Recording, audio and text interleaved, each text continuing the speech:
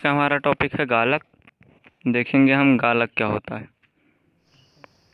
तो गालक क्या होता है, जैसे हम एक एग्जांपल ले रहे हैं MgCO3। वैसे क्षारीय गालक होता है। इसमें गालक में दो प्रकार के गालक होते हैं, अम्लीय क्षारीय। तो SiO2 ये क्या है, अशुद्धि है। ठीक, तो ये क्या है, अम्लीय अशुद्धि। मतलब अगर अम्लीय अशुद्धि है तो क्षारीय गालक लाते हैं। तो अम्लीय अशुद्धि है, अम्लीय अशुद्धियाँ। तो हम यहाँ पर क्या क्षारीय गालक का प्रयोग करेंगे, मतलब विपरीत। तो क्या होता है कि इनको क्षारीय गालक, इनको क्या होता है, ये सोख करके क्या होता है, अपद्रव्य को दूर कर देते हैं।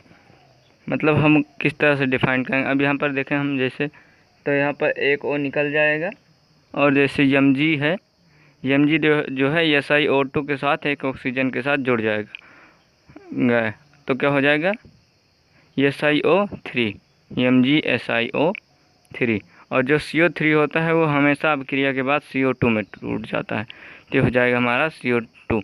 तो इस तरह से हमारा ये रिएक्शंस होगा।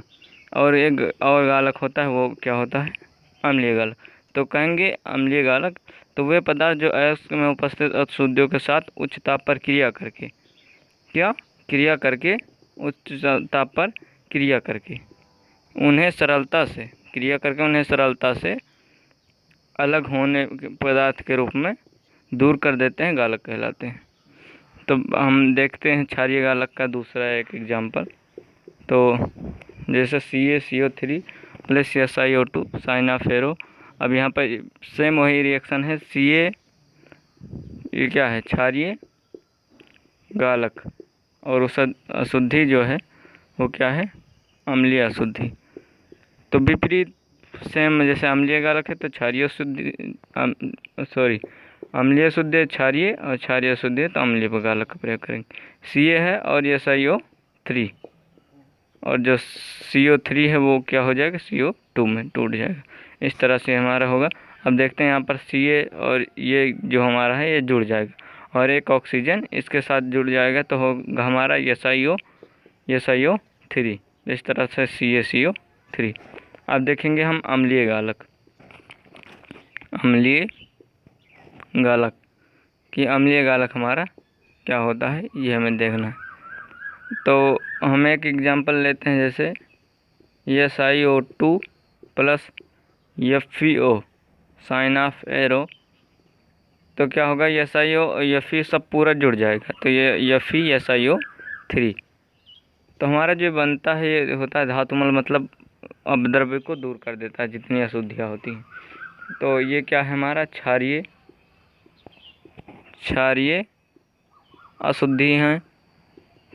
अशुद्धियाँ हैं। तो हम कैसा गालक प्रयोग करेंगे, अम्लीय गालक।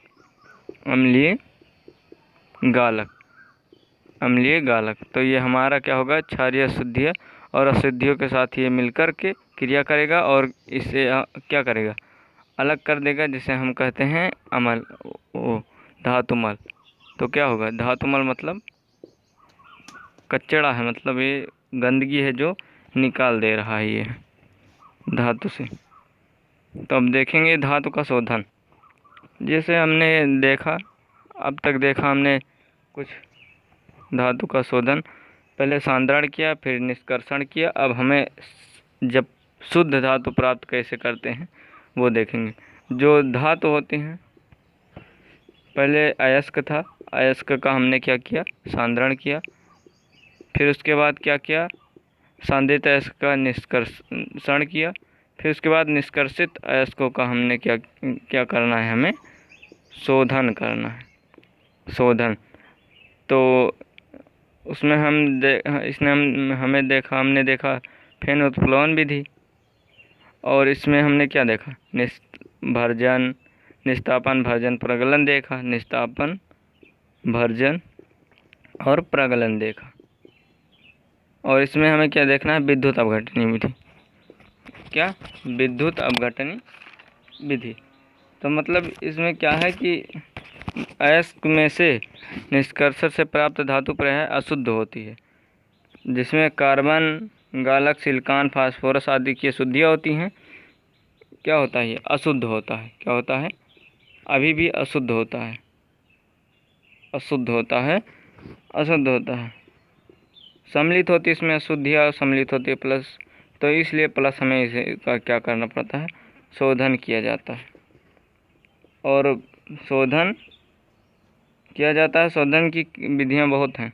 अब यहाँ पर हम देखेंगे, ये जो हमने लिखाया था कैसे दिखाया था, गालक वे पदार्थ जो अयस्क में उपस्थित अशुद्धियों के साथ उचित प्रक्रिया करके उन्हें सरलता से गलाकर या गलकर अलग होने वाले पदार्थों के रूप में दूर कर देते हैं, गालक कहलाते हैं। और क्षारीय गालक क्या कहते हैं, अयस्क में अपद्रव्य, यदि अयस्क में अपद्रव्य इस प्रकार की अम्लीय शुद्धियाँ होती हैं तो क्षारीय गालक का प्रयोग करते हैं। जैसे यहाँ पर एग्जाम्पल हमने जो आपको समझाया था वही एग्जाम्पल यहाँ पर दिया गया है। अब हम अगला देखेंगे, जो होता है हमारा है अम्लीय गालक। तो यदि अयस्क में उपस्थित अपद्रव्य मतलब जो उसमें अशुद्धियाँ होती हैं क्षारीय प्रकृति की होती हैं तो अम्लीय गालक का प्रयोग में लाते हैं।